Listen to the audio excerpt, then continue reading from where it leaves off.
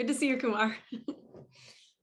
um, yeah, so I think first of all, it's great to see all of you and to be on a call like this. Kumar and I have done this in person, so this is the first time we've kind of done this over Zoom. But I love how you started us out thinking about if we lost someone, the person that we lost, because I think I really, I lost my mom as a teenager, and then I lost my late husband Shawn 4 years ago. And a lot of the time, my mom's death was more sudden. It was by suicide. My late husband's death was by cancer, but it was very quick. But I think about them at the end as some part of them really still hurt still sometimes. And I love the idea of remembering them in their joy. My mom in the garden and my late husband at a barbecue. I think that just feels like, makes me feel that was a really moving thing to do. I'm not sure how much of my story you want me to share, but I'll give maybe the cliff notes of it. Yeah, I mean, tell us about, Shawn, how fast he died, and about your kids and how old they were when that happened. Yeah, so Shawn was very healthy 40-year-old working here in DC. In a government job. I was teaching high school. I still am. And we had 3 very young children, and we were just kind of doing the thing that all parents of young children do, which is just like making it through the day and changing diapers and feeding the kids macaroni and cheese and working at their jobs. And he started to have stomach aches and just not feel good. And we thought maybe he had some weird thing from traveling. And the day after Thanksgiving, he went in the hospital and briefly, and then they sent him home. We kind of just didn't know what it was. And he finally had too much pain and went to the ER and was diagnosed on December 1st, 4 years ago, with stage 4 colon cancer. And he died January 9th, less than 6 weeks later, with no family history and no nothing. And our children were 8, 6, and 3 at the time. And I moved into real crisis mode, as did, I think, probably anyone who's lost a partner with young children, or maybe at any age. My father moved in with me. He, of course, had been widowed 20 years prior, but he moved in with me and helped me raise the kids and lived with me until the pandemic. So about 2.5 years. That has all sorts of hilarious and non-hilarious stories that go with it. But it was, it was just such a process. And I started writing as sort of a way to communicate with people, and then kind of as a healing process. And that's how DC Widow was born. And then writing for some other outlets. And but I'm really a high school teacher at heart. And then right before the pandemic started, I was starting to talk to this guy that I knew really well because he was my best friend's brother, as you do. And we fell in love. His name's Chris, and we got engaged a year ago tomorrow. I have lots of things that happen in early December, apparently, good, bad, all the things. And we got married 2 months ago, and it was wonderful. And that is where I am. And I'm sitting in a really interesting spot right now, thinking about Shawn, and also just having had dinner with Chris. And I think a lot of people, whether or not they get remarried or like whatever the thing is, have another child or make new relationships in their lives, I think a lot of people sit with both those things, the happy and the sad together. Yeah, I think there's, if I sometimes when I'm doing a grief, yeah, here it is. When I'm discussing grief, I kind of bring out a rubber band and kind of say there's this tension with grief, where it's always tension. There's happiness, there's loss, there's discomfort, and then there's also a tremendous amount of feeling guilt. What am I doing if I'm moving forward in my relationship? And one of the things that I talk to my clients about is I never use the word moving on. You're never going to move on from grief.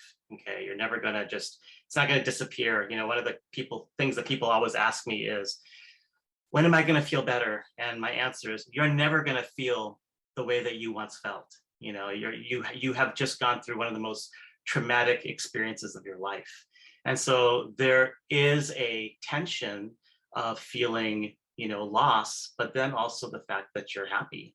So I know I'm not interviewing you yet. That's coming up in a minute, but can you just talk about that tension that exists? Because this holiday season, some of the people on the screen are going to feel happy and they're going to laugh, and for the first time in a long time, and there's going to be this feeling of like, I'm not allowed to like feel that way. Yeah, I think that's really right. And, I think, God, I was thinking about this just a couple nights ago. So just the timeline of December for me is always like a little rough because Shawn was diagnosed on December 1st, which in just like the oddest thing ever is the same day that Gingy, our magical Christmas elf, shows up every year. I know people have different traditions. Ours is that we have this like stuffed, it's stuffed. My kids are right outside the door, elf, which I would bring in to show you, but you know what I'm talking about, maybe. That shows up on December 1st. And it was like this thing that I had to make sure that we like had coming and be joyful. And the thing is, like, if you're 3 or 7, as Tommy is now, or my youngest, like Gingy, the magical Christmas elf, is so joyful. And there's nothing that can be taken away from that. And you feel joy watching, for me, my first like bits of joy that I was able to feel really was through my children. I think people have different ways that they feel that, through a hobby, through like the love of their friends. Mine was through my kids. And feeling so joyful, seeing him so joyful, and the other 2 as well. It can be really disconcerting. Like, and I was thinking about this because on December 1st, so like a couple of nights ago, I had the dream that I always have around this time of year, and I used to have a lot, which is that I relive when Shawn died. And it's a thing that I don't want to keep having. I've gone through a lot of almost a dozen therapists trying to find someone to help me like not keep reliving this moment. And it's gotten a lot better. So for anyone who's like, oh God, maybe I'm still going to feel this way in 4 years, like it did get a lot better. And also like I had that dream again. And then we like woke up, and like the first thing was Tommy running to our room, like, I wonder if Gingy's here. And it's like, it's just so jarring, I think, because you're like, oh, that's so great. And you're like, oh God, but I just had this, like, I'm like feeling both of these things at the same time. And I think you can feel really guilty that you don't feel sad about your loss, even years on. And you can feel really guilty that you don't feel joyful enough.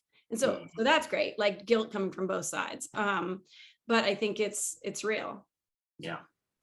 So it's your time to ask me some questions. But before we do that, I want to just give, if you feel comfortable, I want to just give you, the participants, an opportunity. I think one of the things that's really important in grief is to never lose the person's name that you love. And one of the things that's really awkward is that when you're grieving, people around you don't use the name of the person that was lost because they're afraid it's going to be a trigger for you.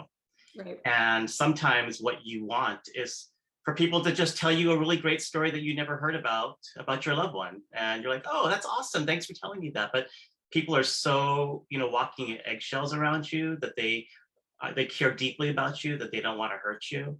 And so you don't often get permission to like mention the name of your loved one. So I want to just give you an opportunity to just write in the chat, if you feel comfortable, the name of your loved one and your relationship to them. Go ahead and do that right now. And then Marjorie, if you'll read a few of them, if they come through. Yeah, and I put my own in there too. And I love this. And I'll read a few of these. Oh my gosh. Adam, a very good friend from my past. Deb, my sister. Troy, my husband. Margot, my wife.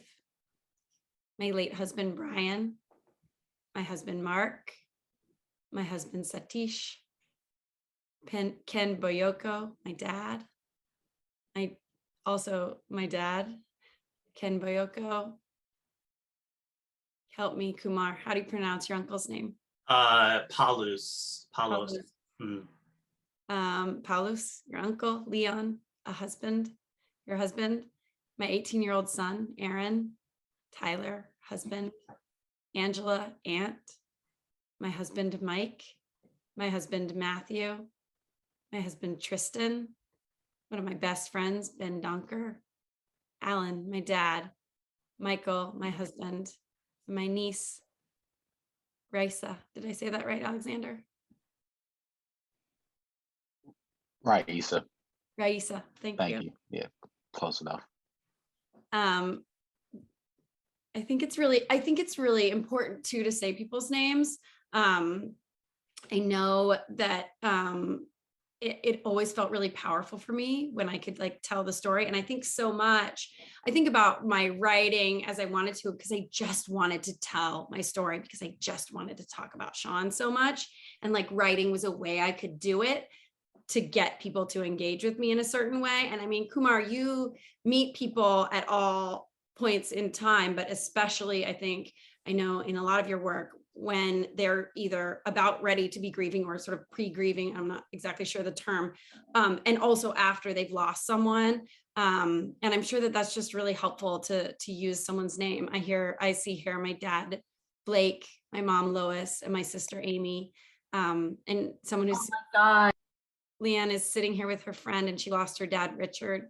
You're viewing the video together. Thanks for sharing that.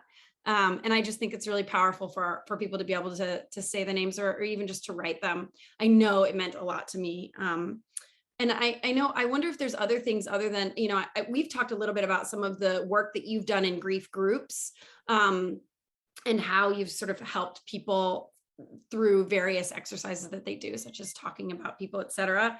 And I think, like from the perspective of a grief counselor, what are some things that you've used in particular around this time period? Yeah, especially in particular, what I'm going to be sharing with you is in particular the next 6 weeks, over the holidays. It's very real to me because Saturday I got a phone call that my wife's uncle, who's here in Baltimore, was on his final hours of death. And so I went and sat with the family for 6 hours, and they thought he had another 3 or 4 weeks. And I was looking at him and going, he probably has a couple hours, and had to kind of break it to them to let them know that he's not going to make it through the night. And he did make it through the night and then died the next day. And then we just buried him yesterday, and I did the grave site, so it's a really, awful experience to see people grieve like that. So there's 4 questions I want to just kind of pose to you when you're thinking about grieving through the holidays and trying to survive through the holidays. Number 1 is, what's your plan? And I want to say that because most of us don't really put together a plan for our personal life.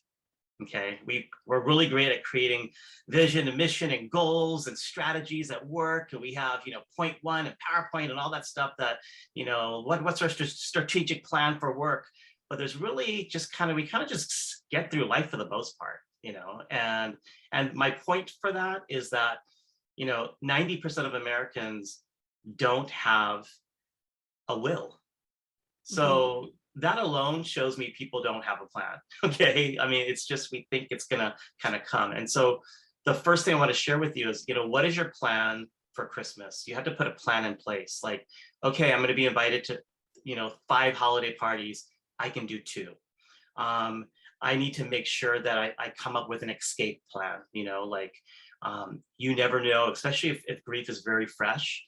You don't know when you're going to burst into tears. You don't know when you're going to just lose it, and it's awkward for you, and it's uncomfortable, and it's embarrassing. And so what kind of escape plan can you come up with so people know, and that it's okay for you not to go to all the parties, for you to let people be aware that you aren't feeling well, but come up with a plan. So you have people around you that are going to surround you to really know what the plan is for the holidays. Like, everything that you did last year doesn't need to happen this year.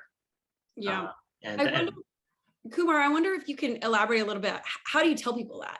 Yeah. So the number 3, so I'll go to number 3 first, and that is, how do you communicate the plan in advance? And that is, you really have to be assertive and kind of share what you need from people. I had a widow that I was dealing with. She was 43 years old.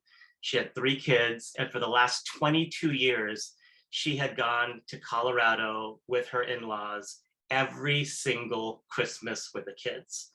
And she was like, and they just want to do it again. Like, it's like, you know, my husband's dead, he's not here with us, but oh, we'll support you, we'll love you. And she's like, I don't know how I'm going to handle this. I don't want to go skiing. I know my kids want to go, but I don't know how I can handle this. And one of the things that we put in place was she needed to communicate what her limits were and what she needed from the family. And the best way she needed to do it was write an email and just go, this is the elephant in the room. Guys, everyone, you guys are all looking at me, you're pitying me, you're feeling bad for me, you love me, but here's what I need from you. And that is, I need you to give me a few hours every night to myself. I need you to know that if I disappear, like, don't come look for me. I'm fine, I'll come find you. You know, like, I just need to be able to have some time alone. So some of it is really communicating what you need from your family and your friends. And let me assure you, you know, when you have a loved one that died, the number one thing people say to you is, let me know if you need anything, anything. And do you know what? They really mean it. They really mean it. They will do anything. And so this is your opportunity to advocate for yourself and say, here's what I really need from you in order for me to get through the holidays. You know, I need you to allow me to say no. I need you to allow me to say a lot of maybes. Like, hey, would you come for our party? Maybe. And maybe means I may not be emotionally ready, and you should be able to accept that this year. And that's what I mean by communicate. Number two is who's on your team. I sometimes use the words who's on your 911 list, but who's on your team. You need to have 2 or 3 people that can advocate for you, that can speak on your behalf, that you can kind of send like an SOS text, like you're at a party. And like, for example, I don't do this for grief, but my wife and I'm a super extrovert, and my wife is like not an extrovert, okay? And so I can be at a party for like 6 hours, you know, and she's like, I'm done. I'm like, I cannot handle this. So we have an agreement, and that is either she says it or texts me the word danger. And danger means like, you have like 2 minutes to wrap up this conversation and get out of here, right? So in the same way, you may need to have an SOS friend that you can kind of take with, that just knows they can kind of cover for you and get you out of a situation and kind of speak on behalf of you.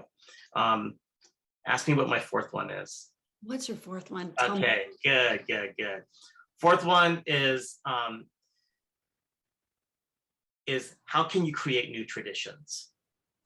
And what I mean by that, and Marjorie, I know this is really like personal for you, is that sometimes you have really great traditions and everyone expects you to do it. You know, like every year we go to Colorado, every year we put put up the tree on the 21st, or, you know, there's all these, every family has these weird traditions. Like every year dad, you know, cuts the turkey. Well, guess what? Dad's not here.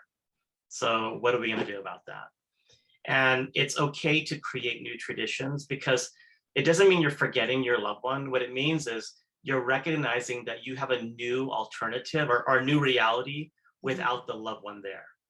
And so you need to create new traditions, especially if you have children, new traditions that hold on to some of the memories of their loved one, but also hold on to new memories without their loved one, that gives them an opportunity to move forward in their life. Did you want to add something, Marjorie? Yeah, no, I think that this is a really important idea. And I think it's one that's really hard to do also. Yeah. Because I think when it's just so much easier to kind of autopilot to what you've always done. And I think keeping some of that around makes a lot of sense, whatever your holiday traditions are. And I think some of it can be really, really hard to kind of make it through. And I think trying to figure out, okay, yeah, like maybe I don't need to do everything, but like, how do I know which thing I should be doing and which thing I should not do? And how do I know when I barely know how I'm going to feel at 9 a.m. when it's 8 a.m.? Like, how do we help kind of recognize, like, what traditions do I keep and what do I let go? Or I mean, for me, it was just like a basic experimental process. Like, I was like, I don't know, I guess I'll try this, because I didn't have a lot of background and I didn't know what might work. But do you advise people, like, 25 people at a holiday party, like, and you're an introvert, maybe we think about that? Or is it sort of on a case-by-case basis? This is what it comes down to. It comes down to how comfortable you are. And when you're grieving, you need to make decisions for yourself, not for decisions for the room. So, there's 25 people in the holiday party, and you're kind of like feeling like, well, I feel bad that I'm leaving. I just got here 30 minutes ago, but I can't handle this. You have to do that because that's going to affect your mental and emotional stability over the coming days and weeks. So even though it's going to hurt someone's feelings that you left, it's better off that you leave and call them the next day and explain what happened, and they're going to understand better, than for you to try to kind of be a martyr, and it really affects you and your entire Christmas tradition.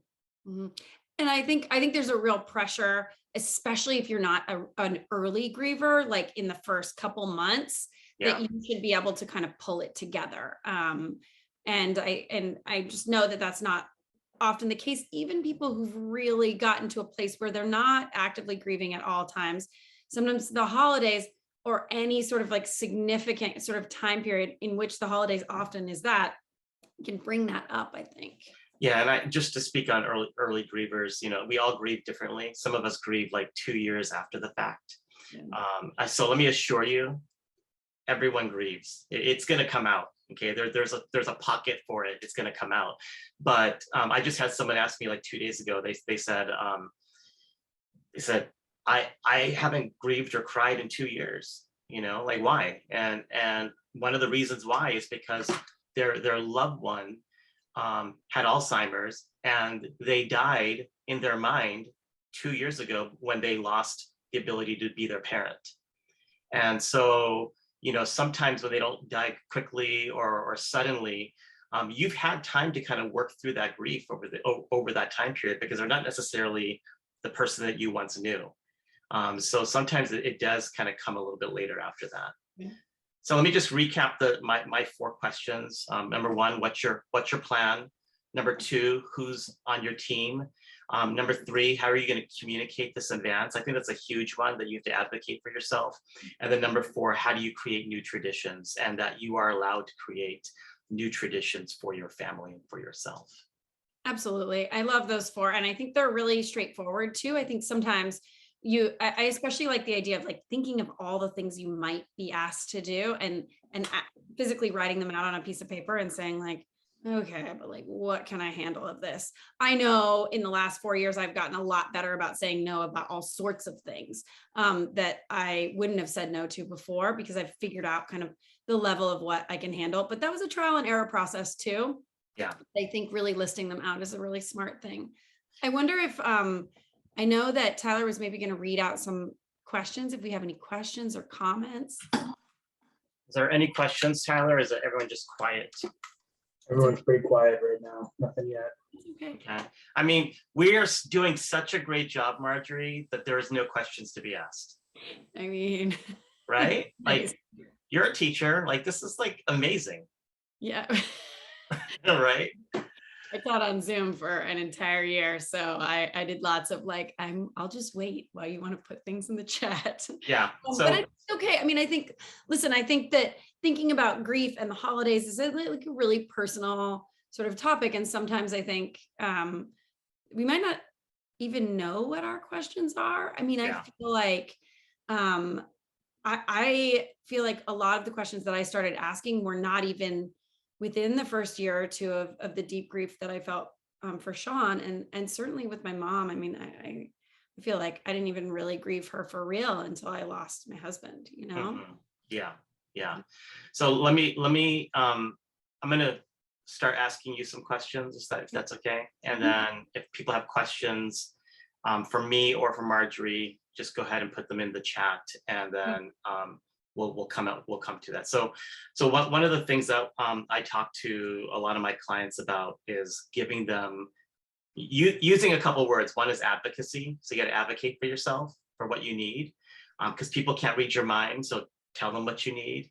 This is like the one time that you can actually pretty much get whatever you want, because everyone like feels sad for you and they love you and they want to like make sure you're happy. So advocate for yourself. And then secondly, give yourself permission to do lots of things that maybe you feel you couldn't do before. So, for somebody who, grieved your mom, and especially who grieved Shawn, what are some of the new things that you gave yourself permission to do as you've been grieving over the last 4 years?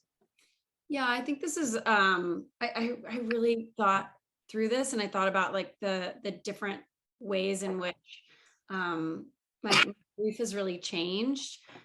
Chris, my husband that I just married, he's wonderful, and sometimes when we go on runs, we talk about like what I can write. He's great about helping me kind of brainstorm.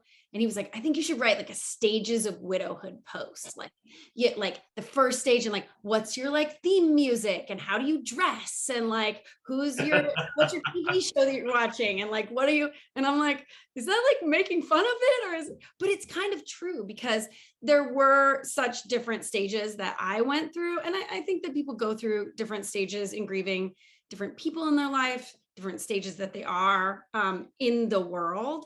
And so I think it can really change as to what people need at different points in time. But I know like the holidays were always really hard for me, and just kind of continue to be. And I hate that, because I love the holidays. I love Thanksgiving, but God, it was hard some years. And, I always loved Christmas. And I know for my widow friends that celebrate Christmas or Hanukkah, like it's just, a season sort of light and warmth, or it's supposed to be. And I think then it can all kind of come back to you and feel like really like, why am I not feeling happy?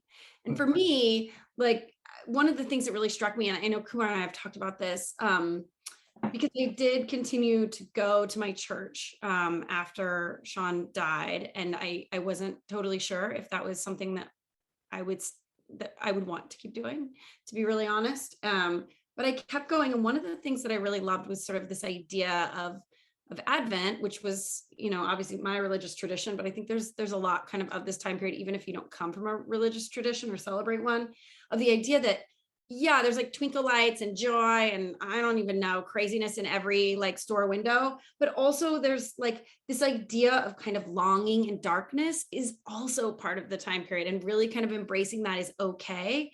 And it made me feel like it was okay to kind of feel sad, because it's all wrapped up in this time period. This is like a time period of waiting and of darkness too, and not just about like jolly, merry stuff. I think I really saw that in holiday cards. I had a really hard time doing holiday cards my first year because I like went through the Shutterfly thing and clicked on it. It was like, oh, what fun and joy to the world. And like, I was like, oh my God, these are all so bad. And they're great, but not for me.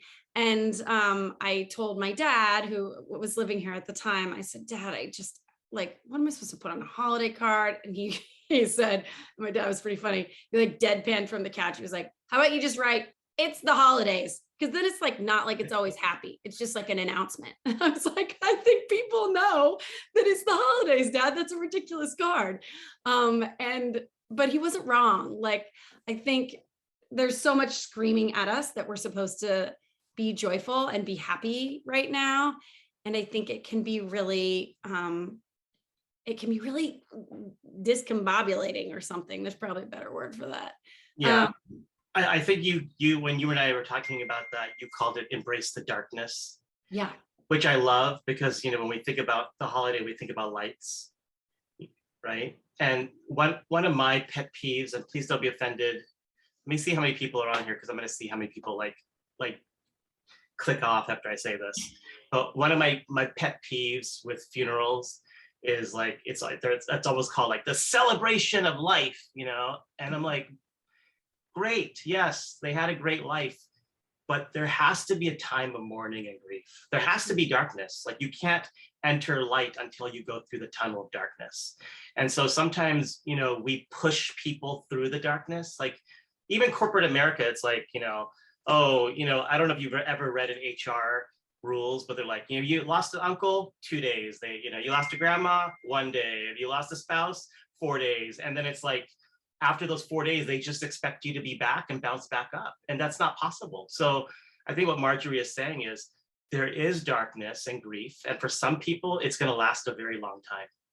And it's okay to do that, because if you try to like skid out of the darkness, you're only going to go back. It's going to force you, your body's going to force you back into that eventually. So work through the grief now.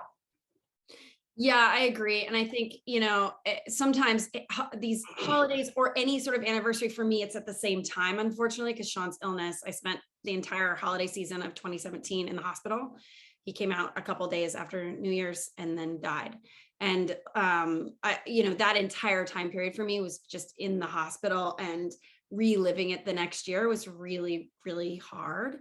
And I think, there was nothing that could necessarily be helpful, but I think the idea that I could embrace the darkness really made me feel better.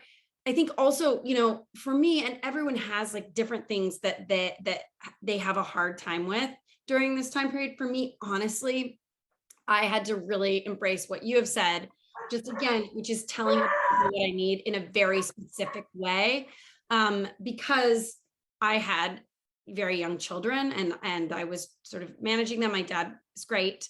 He's also in his 70s, and I needed help, and I needed very specific help. And I think sometimes it's easier when you need a preschooler picked up from preschool, because my friends were like, I have a preschooler too. I can pick up Marjorie's kid. And like, that's being helpful. And I needed something that was very specific.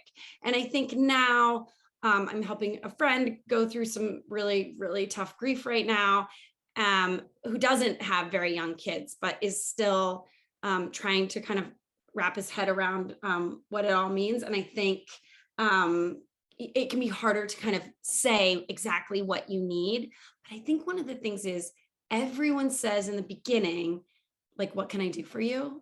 And I think you can kind of say, I don't know right now, but can I let you know like later if something comes up? And I think sometimes it's easier if you have like a point person. And I know you said like, who's your 911 call? Mine was called my support team.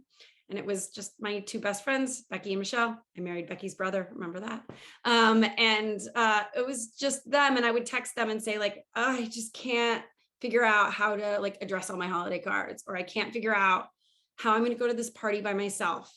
Can you find someone to go with me? And I did that because it just made me like feel better. And also like one of the things that I really, my sort of second big point, thinking about telling other people what you need. I think my last blog post was entitled, "But we've always had Christmas at Grandma's."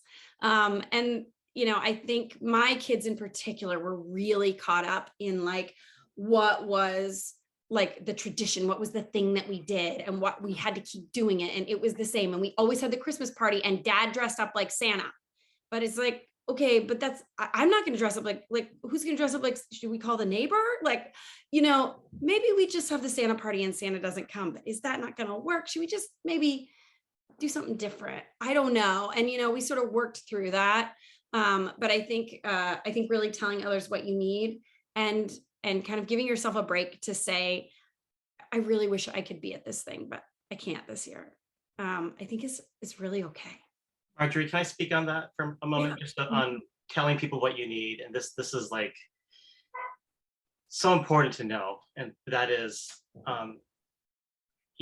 put together, you know what a meal train is, right? Like, so just be like, everybody who asks you, what can I do for you? Just be like, can I put you on my like safe team text message? And I'm going to put it out there, and somebody can like respond when I need something, right? And that way, and add like 5-10 people. Like, let me give you an example. Tonight, while I'm doing this webinar, my wife, like a week ago on Facebook, I live in Howard County, Maryland, and they have a Facebook group called Howard County Eats, which is like just the best places to eat in our city.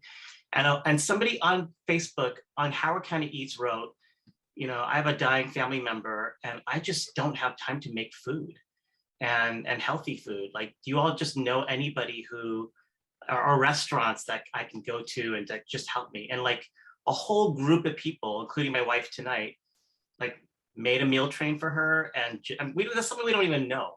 And just went and made meals and went and delivered it tonight. That's where she is right now, just delivering it to some stranger. Okay, so imagine just a stranger is so desperate they don't have like food or how to deal with it because they're at their wits' end. Imagine how much your friends are willing to do for you.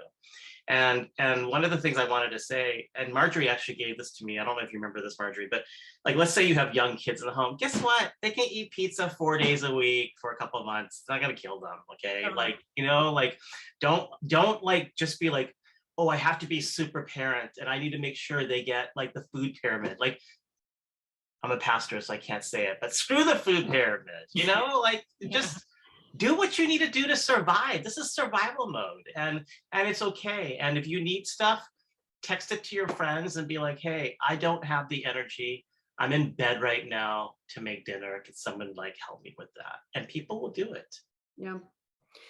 I think, you know, sort of, I'm thinking about that. And I'm also thinking about how I think, I also want to say one more thing. My sort of last thing is a little bit of a pivot from that, because I think so often, you know, I've felt real sadness around the holidays. And I know so many of my widow friends, I have a really strong group of in-person widow friends that I made right when we were first going through loss together. And now are just my dear friends who I'm gonna like go do some axe throwing with in a couple weeks. They're like just like super fun people that I hang out with, but I know that we have all felt sadness around the holidays. And also like there have been times when we all feel joy too. And I know for me, when I've really felt joy, and that can be really disconcerting to just like turn on your favorite, you know, holiday song or like light some candles or whatever the thing is, and to just feel really joyful because something has happened that makes you feel really joyful. And I think, you know, one of the most important things on that is like, if you feel that joy, just feel it. It's okay. It's exciting even. And I think there can be a lot of guilt. I mean, I think we've talked about this a lot. I mean, one of the most read things on my blog is whenever I write about guilt. I have so many people who write in and say the guilt. I'm like, I get it. I mean, and I'm not totally sure because the other three presenters we have on here are actual mental health professionals. I'm just speaking from my own life experience, and I'm sure they can go into this more, but that can be really tough. And also there can be so many like real moments of joy. And I'll just tell like one that I actually told all my students last week. We were talking about people we were thankful for. And I, for some reason, started talking about the head of maintenance at my school. And I'll just say his name because I don't think he'll mind. And I don't think he's ever going to watch this. His name is Kenny. He's awesome. And he does all the things that maintenance people do, which are totally thankless. And the first year he came to Shawn's funeral. And the first year after loss, every day when I would come in, I was a total wreck and I would pass by his office and he always hugged me. And that just made me feel really okay. Like Kenny was like on my team. And in the winter, as it got cold, that winter, he, when Lost and Found would have like little kid coats around because we were K through 12 school, he would save them for my kids and their sizes and be like, I was like, I can buy my kids coats, but it was like, because he wanted to do something nice for me. And that Christmas, right at the very end of the semester, I was telling him that I was just stressed out because I needed to go like buy all the Christmas presents and like I hadn't done anything. It was like 3 days before Christmas and I was just kind of overwhelmed. I was like, but I know I can do it. He was like, you can do it. Like you're doing a great job. Like, look at you coming to school. He was just like kind of my cheerleader. And I came home from school a couple days later. And my dad was like, oh, someone dropped something off for you. I don't know. I just like put it in the basement. It like looked like a Christmas thing. So like I went down there and I went downstairs later that night and there were like 20 presents downstairs, all with my kids' names on them. And no card telling me anything other than enjoy. And so I put them under the tree and on Christmas morning, the kids unwrapped them. And they were like, who are they from? And I was like, Santa. Like, I don't know. And I called all my friends and I was like, who did this? Like, and nobody knew. And it took me a while to figure it out. And Kenny still won't admit to it. But it was like such a moment of joy that he really saw that they didn't need more Legos, but like like, it was such a moment of feeling so loved and so joyful and so thankful. And so like, I was just the luckiest person ever to work at a school with a maintenance guy who would wrap all these presents for my kids. And I remember feeling such joy about that, that it was such a moment for me when I felt really loved. And I think it's okay to like kind of be like, this was an amazing, joyful moment. So I don't know. I was just thinking about that story, feeling like I wanted to share it. Thank you. That's awesome. That's awesome. There are people in our lives that will bring happiness, and we can embrace that. Yeah, absolutely. It's a gift, to Yeah. smile. And I know we have some other people here to speak as well. In fact, we have Dr. Jen Yoon, who's about ready to speak. And I know we have a sort of question or comment in the comment section, and I think we'll get to those maybe in a little bit. But I'd love to talk to Jen Yoon. She is a psychiatrist, and I had notes on her, and now I'm missing my notes, but I talked to her on the phone for a really long time to get this down. But she is a psychiatrist who's done some really interesting work. Interesting is the wrong word. Has done some really tough work over the last year and a half. I'd love for you to tell everyone more about the work that you've been doing as a doctor and as a human during the pandemic. And I think it can be really interesting to think about mental health and grief and the holidays. But maybe you can share a little bit more, Jen, about what you've been doing over the last year and a half or so. Sure. So can you guys hear me okay? Mm-hmm. Okay. So I guess for the past year and a half, about 2 years, I was definitely doing a role that I never expected to be doing. So I was going into the ICU during the COVID pandemic. And my job was not to handle the patient side of things. You don't want a psychiatrist intubating people, but my job was to support the loved ones of our very sick patients. So that the ICU doctors could focus on trying to save the patients' lives. So, I mean, this was important because like most hospitals across the country, our hospital didn't allow any visitation, no one at bedside. Really, the best we could do was kind of a fuzzy camera in the room. So it really, that disconnect from your loved one during this process was a unique challenge for that process of losing a loved one.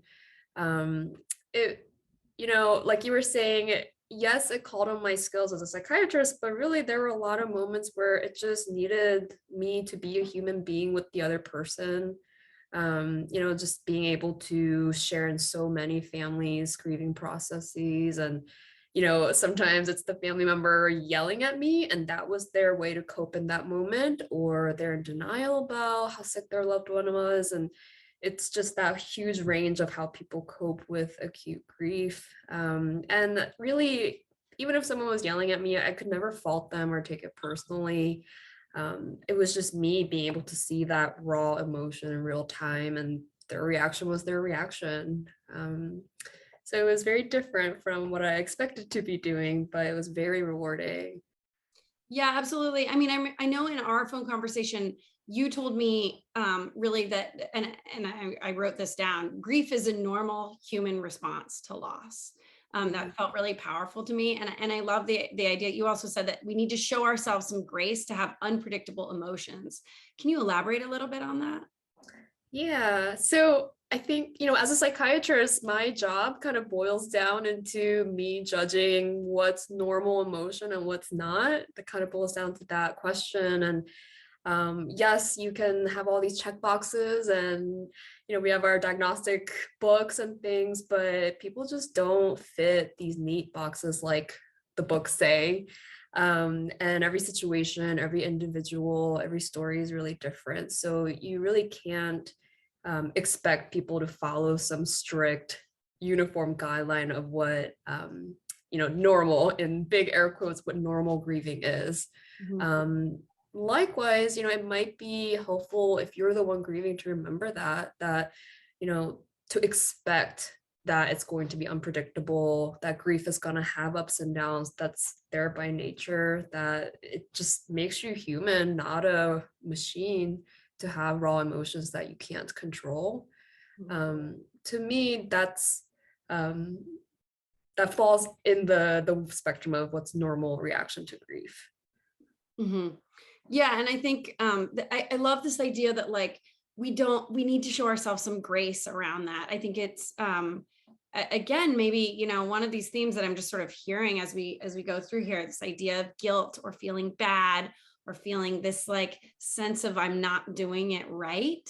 You know, is that something that you hear from patients? Absolutely. So I think there's enough going on right now, a lot of emotions, a lot of just trying to survive, which is how someone else put it, which I really like, that we don't necessarily have to be putting on extra guilt, extra just beating up on ourselves on top of it. We are already going through enough as it is. Something that always triggers kind of a red flag in me is if I hear someone use the word should or shouldn't a lot.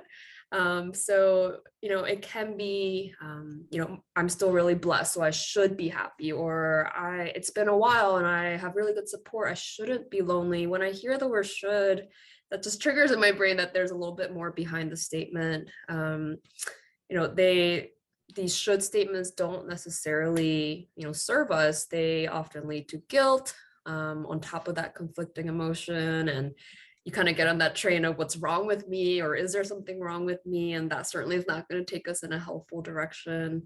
So generally, I try to encourage when you start to catch yourself saying the should statements a lot, instead of being judgmental, you may want to try to be just a little bit more curious and gentle with yourself and ask, okay, well, that emotion kind of came out of nowhere, but instead of beating myself up, let me just pause and say, that happened, whether I like it or not. Let me just try to probe into it and see where could that be coming from. Yeah, absolutely. I mean, I think I like this idea of being curious with yourself, and curious with your emotions, that you have that might feel kind of out of whack, either because you're grieving or because it's the holidays or because it's Tuesday. And I think that idea that how we might maybe treat a friend, thinking about that with ourselves, showing grace and some curiosity. So I know you're a psychiatrist, and there are a lot of other professionals, some of whom are on this call, who work with people who are in crisis at one point or another. And I think there's a lot of different ways that people heal. I know people who've healed through yoga classes or something that's even really maybe not traditional at all, some through faith traditions and others. But at what point might you worry that, or maybe not worry is the wrong thing, but at what point might you think that someone would need to maybe see a psychiatrist?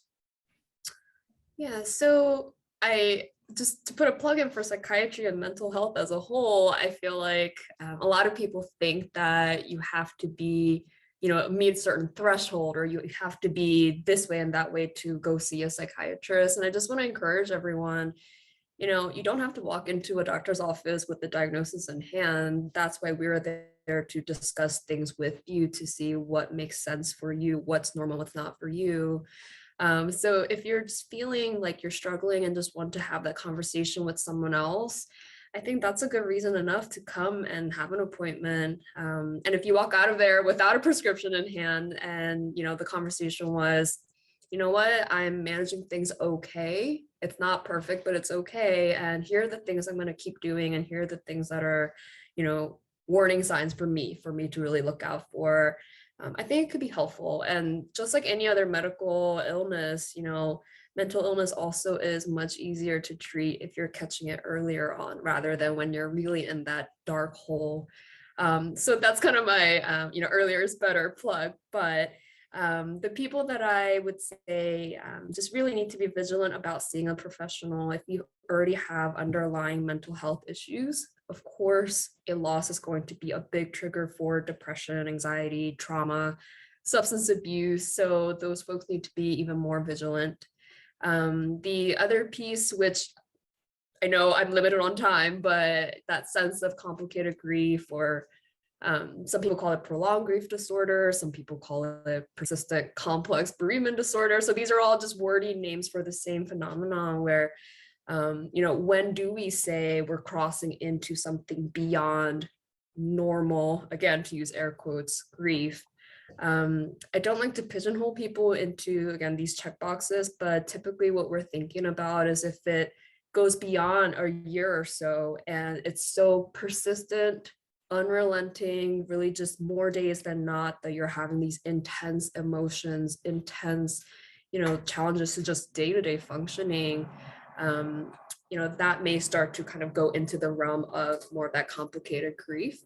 Of course, if there is a safety issue, it's absolutely normal in acute grief to have these longing and thoughts of, I just want to join my loved one. And that doesn't mean you're suicidal.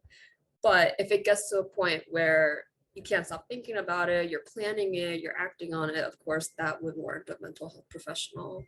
Yeah. I wonder if, and I want to kind of, we've gotten a couple questions as you've been talking, and I think they're really important ones, and I'll just sort of maybe summarize some of them. I think thinking about, we had one question in the chat that we can all see, and then some other sort of private ones, this idea of like losing something of someone's that really helps anchor you. I know I had a widow friend who lost a piece of jewelry that her late husband had given her, people who've lost photos, that they feel like, as the poster here puts, that they feel as though, even more unmoored from the person. Or, in a private chat question, we got a little bit about feeling really overwhelmed and sad, and just maybe some tools about how to go about when you're feeling really unmoored, or just really sad. Yeah, so I guess the kind of cliche psychiatry answer is that sadness as a emotion in itself is not dangerous. It's painful, it's gut-wrenching, but I think sometimes even just that fear of being sad, fear of having that breakdown can be even more overwhelming on top of that emotion. So I think, letting yourself, kind of going back to that idea of having grace. So yes, you're going to have moments where you're sad, where you feel like a mess, where you feel like you can't go on. But knowing that in the end, sadness, even though it feels like it, is not going to physically debilitate you to the point that you can't make it through. So I think, it's important to recognize it feels like a piece of you can't go on, but I think if you can take strength from the knowledge that I can survive this isn't going to destroy me. I like to encourage my patients to remember that, so that we're not starting to fear or be anxious about the sadness and emotion itself. I think that does not serve our purposes. Can I jump in for a minute, Marjorie? I have a joke with Dr. Yoon, where I say, if I'm going to pay a copay to see you, I'm walking out with some medication. Okay. So I want to put a big push on medication, because we're not talking, when you think about grief and death, that's trauma. Okay, that's a form of deep, deep trauma. It's a wound. And when that happens, there's the dopamine changes, there's neurochemicals that change in your body and in your brain. And it's not necessarily saying, oh, you need drugs for the rest of your life. It's saying you're going through a very difficult patch. It's like you twisted your ankle, you're going to need something for the next 6 weeks. And in the same way, to be honest and go to a doctor and say, what do I need to do to get through this? And the answer could be medication, PRN as needed. You're feeling really, really low, then you need to get something to get you through the day. Doctor, can you speak on that? Absolutely. I mean, I never want to be a pill pusher, which is what sometimes a lot of people feel about the mental health field. But absolutely, if you were to ask me, and I were to say, there is a tool here that we know is scientifically proven to help with some of these symptoms that you're having. We know they are effective. We know they can be safe for most people. And it's there. Why wouldn't we at least give it a shot? And usually, if you have a good relationship with your doctor, if it's not working for you, if you have a side effect, if it's just not the right next step for you, you should be comfortable kind of discussing that with your physician. But in my eyes, if you're struggling enough to be sitting in front of me, in my opinion, we should try something that could help. The worst thing we can experience is that maybe it's not the right fit, or if you have a side effect, we'll stop it and we'll back off. So in my eyes, it's worth a shot if you are agreeable to it. Marjorie, can I have an answer to one of the other questions, and then I want to move over to Alex, but I'm going to give an answer and then see if somebody else has another answer for that as well. Can I do that? Yeah, please. So one of the questions is about the fact of losing something that is so meaningful from your parent. And the fact that they lost pictures, they lost, there used to be a sweater or a sweatshirt. I think this is a really good opportunity for you to see a psychotherapist to work on creating a new narrative. So, and what I mean by that is that you have something that's lost, but working through this with a psychotherapist, you can create something new that is for you and your parent that you can like develop along the way. And that's not going to happen in like one session, but what you are grieving, and I think what you said is right in the chat, you are double grieving because you lost your parent and then you lost the important parts of them that remind you of them. But I think that's really where deep work comes in, so you can find a new narrative that's going to help you get through this difficult time. Yeah. I don't know if Dr. Yoon wants to add to what I just said or not. Yeah, I mean, I think psychotherapy, we go hand in hand always with the psychiatrist. I think psychotherapy can be extremely helpful for some of those really rigid thinking that we get stuck on. So, I should have done this better, or I should have told them this. When you get stuck in these really unhelpful and sometimes not based in reality thought processes, it's not as simple as, okay, well, I'm just gonna stop thinking about it, or I'm just gonna brush that off. It gets more complicated than that. And to really change some of these cognitive stuck points, I think it does take evidence-based treatments like psychotherapy. Yeah, absolutely. I mean, thank you for sharing that. And I think really thinking about the many different ways that we can use, from like a short kind of list of here's my immediate plan of what I'm going to do, to a much more comprehensive look at maybe I need to go and see a therapist or a psychiatrist, sort of depending on the level at which of help that I need. I think it's just really important. So I really appreciate you sharing that. And I know that Kumar wants to also talk a bit more with our other guest who's here to talk a bit more about just another perspective on counseling and on grief and the holidays.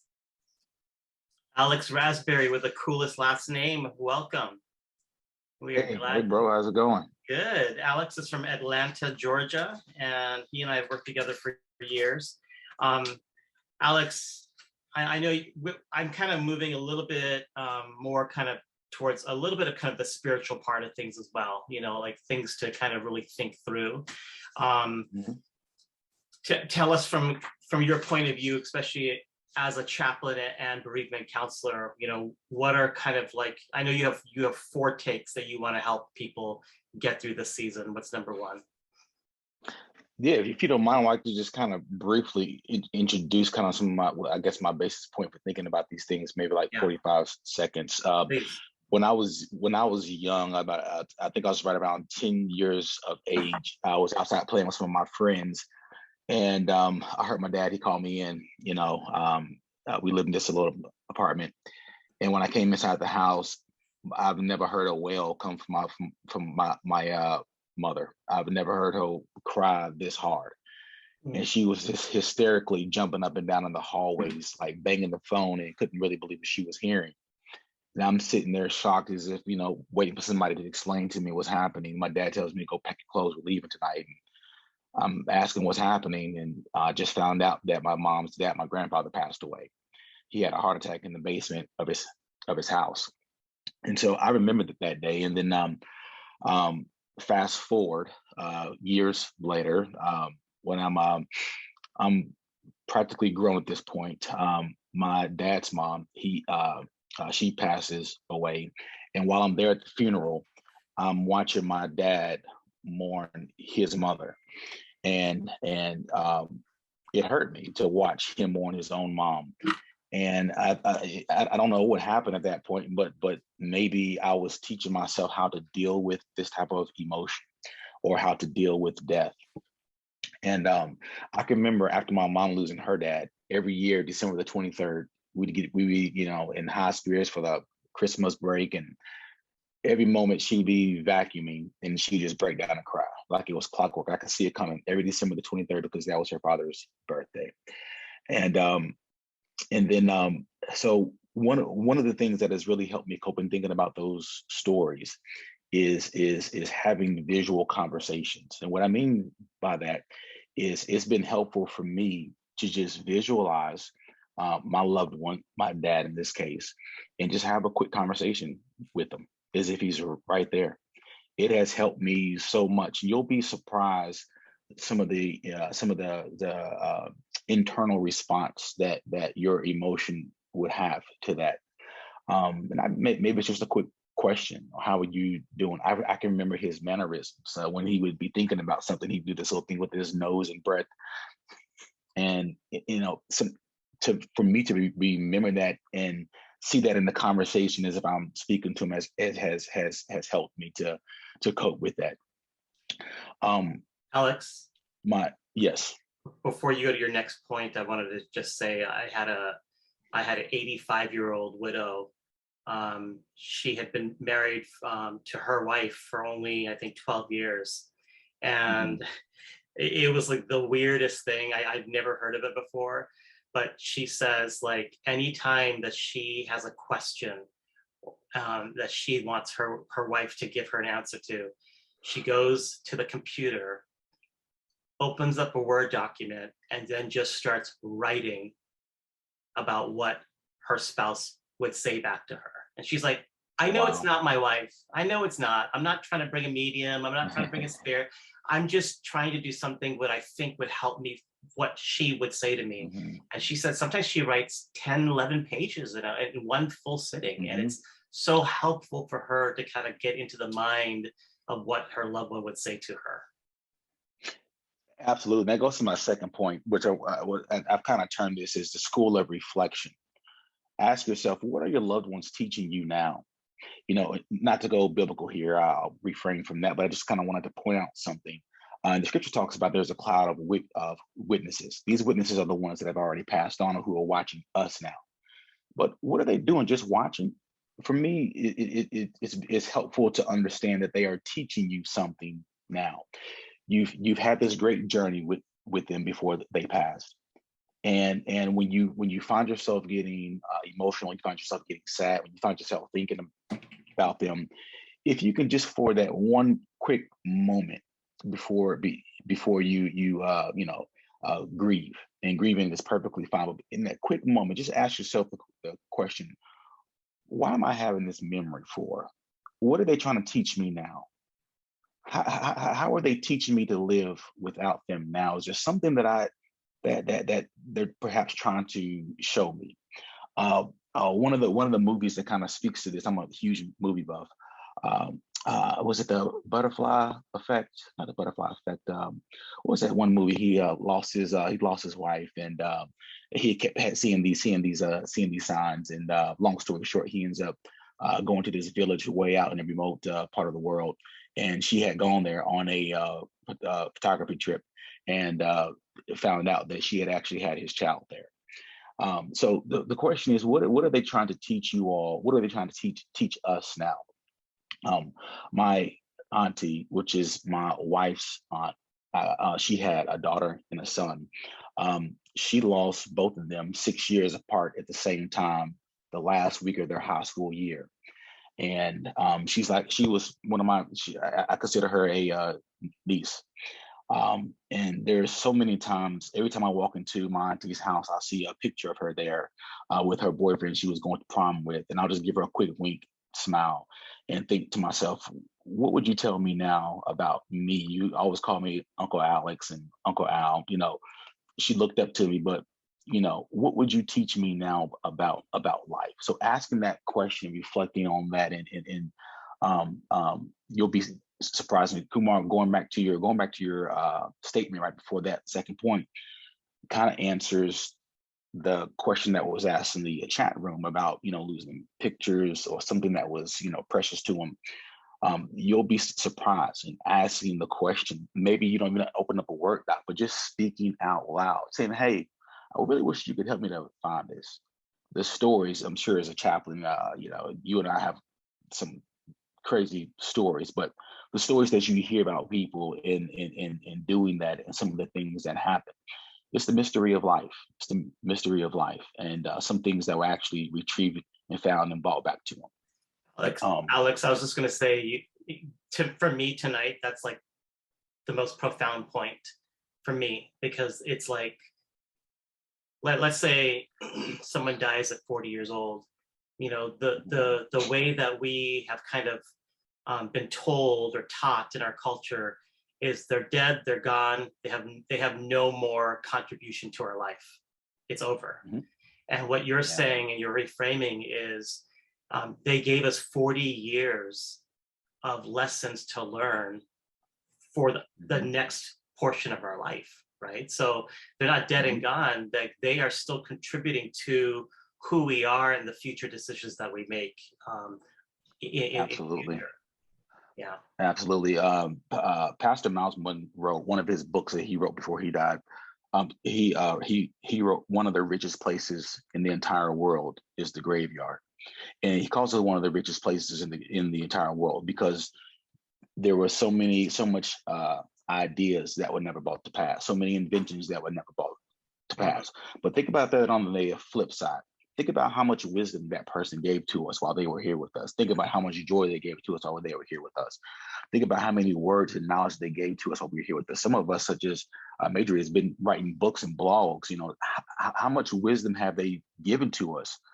And that kind of leads me to my third point, is a New Testament. I kind of think this a New Testament. What does life look like now? This is very similar to what you talked a little bit about in creating new traditions. And here's the thing for me. Here's the catchphrase. They passed the baton. They passed the baton.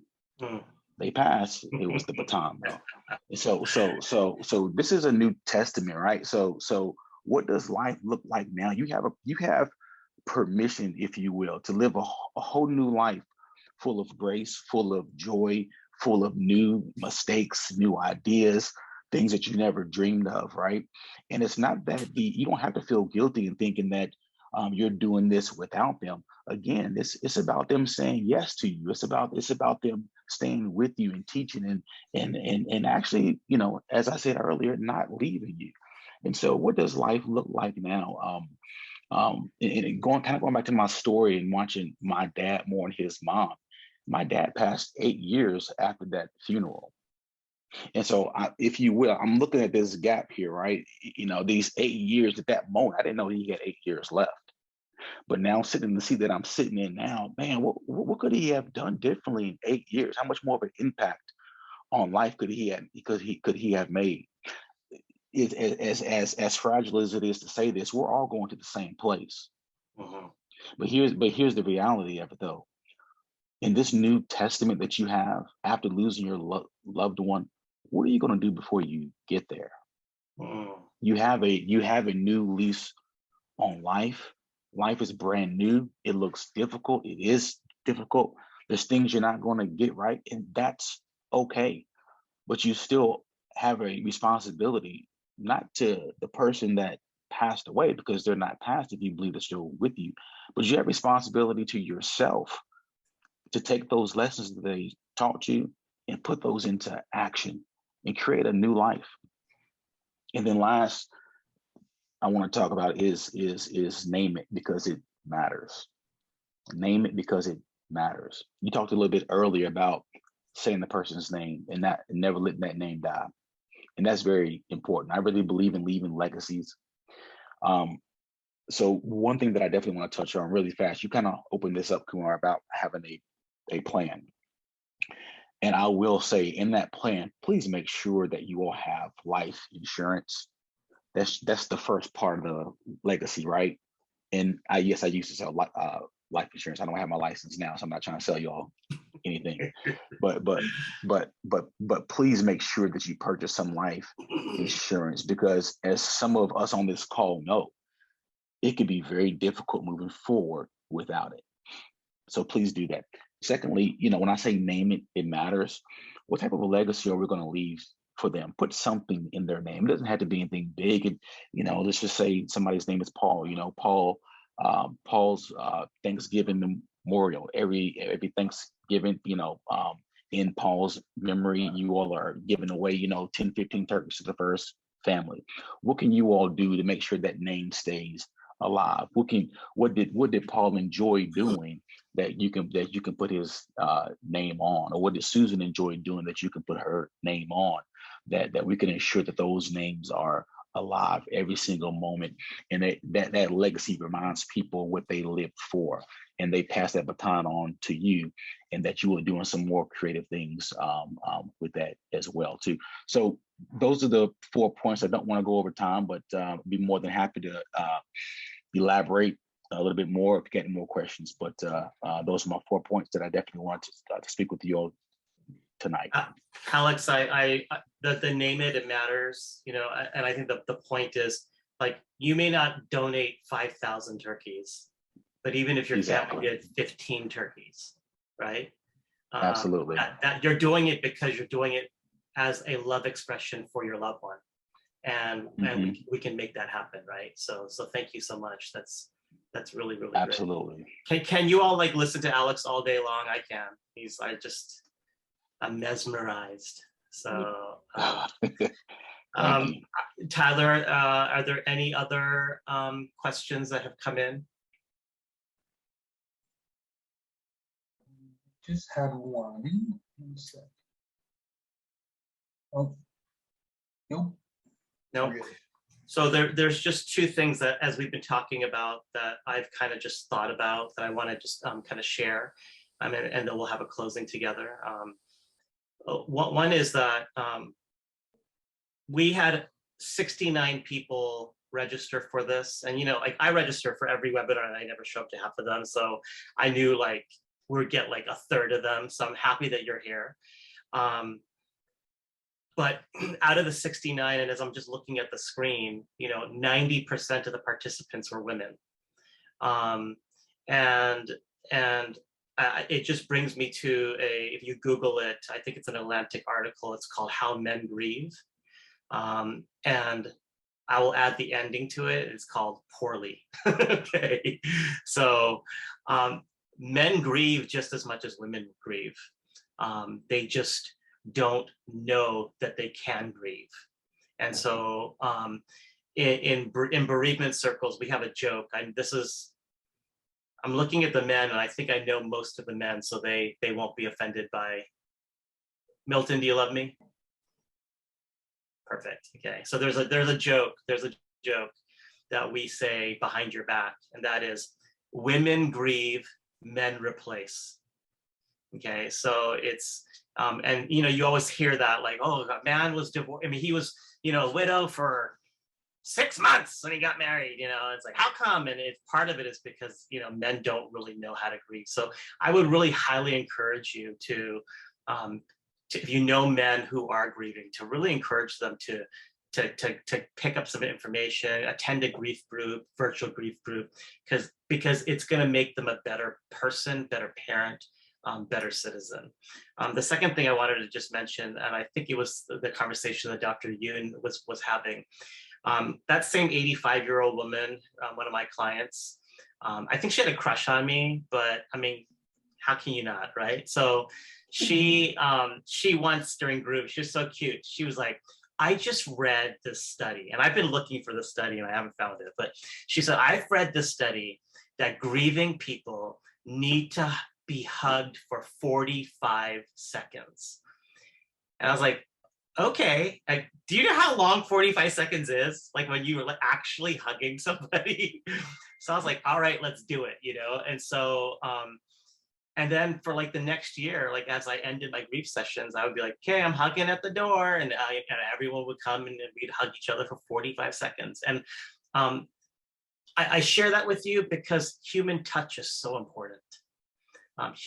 We are created to be touched and to touch, to love and to be loved.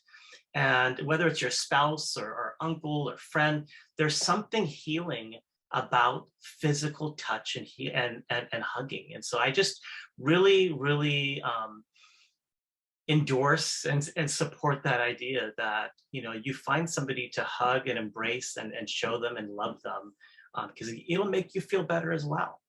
I'm trying to end this, but Tyler says there's another question, so go for it, Tyler.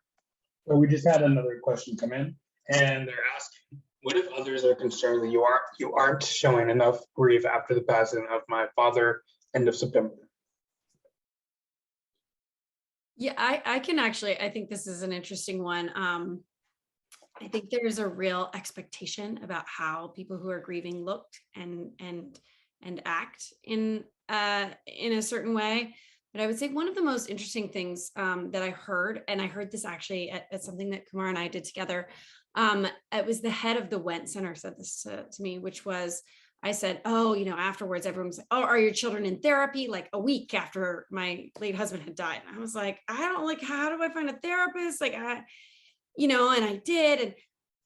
And I talked to her later and I was like, you know, I got right in therapy and I tried to like do all the right things. And she said, you know, sometimes it takes it's going to be a while before something like therapy can even really work. It doesn't mean you shouldn't do it right away if you want it, but there's a normal sort of grieving process. And Dr. Yunus spoke about this as well. Like grief is a normal human response.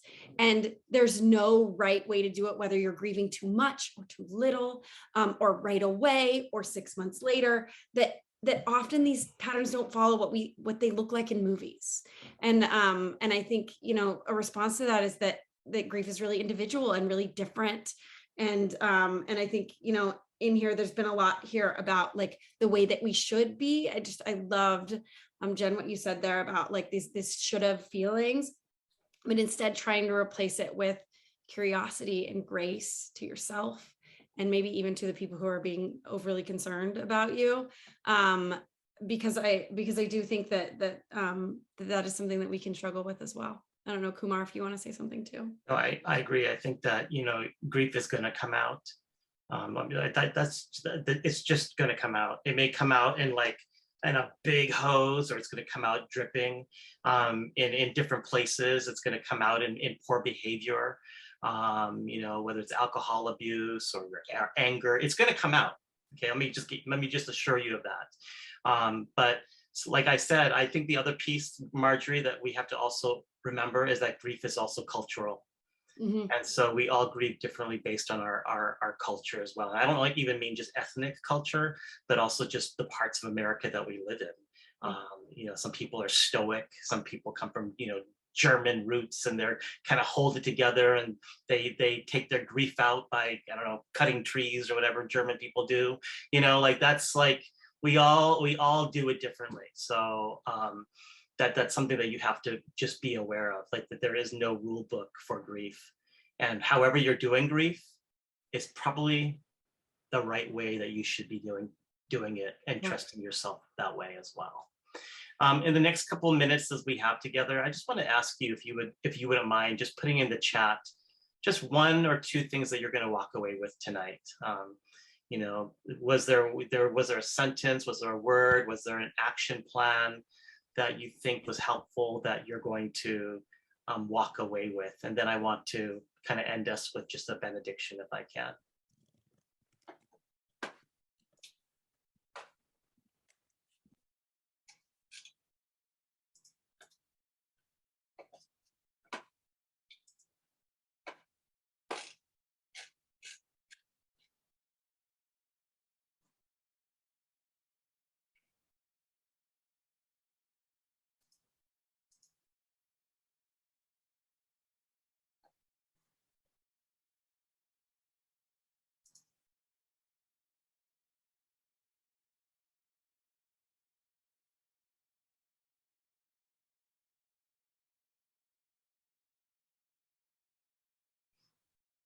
So as you're finishing up, just a couple of housekeeping things I would just want to remind you of. In about an hour, maybe 45 minutes, you're going to get an email from me with just some next steps. And then next week, probably Sunday or Monday, you will get a recording of this link. So you can share it with other people. I did a interview with Dr. Yoon, a video interview about seasonal affect disorder that is going to be coming out on my podcast in January, but you get a sneak peek and get to watch the whole thing with her. And just want to let you know that in January, I am doing a grief check-in. I usually do like a 6-week virtual grief group. This time I'm just doing a grief check-in. So it gives you an opportunity to name your loved one, talk about your loved one, tell us about them, what you miss about them, what you need from them. And there'll be a link to that as well if you want to join. It's free, and just want to give you an opportunity to know about that. So as we say goodbye, I just want to give you a blessing. May you go in peace. May you find laughter and joy. May you experience love once again. And may your heart be renewed during the season. Amen. God bless you. Thank you so much for joining us. Bye-bye. Thanks, Kumar. Thanks everyone for being here. We really appreciate it.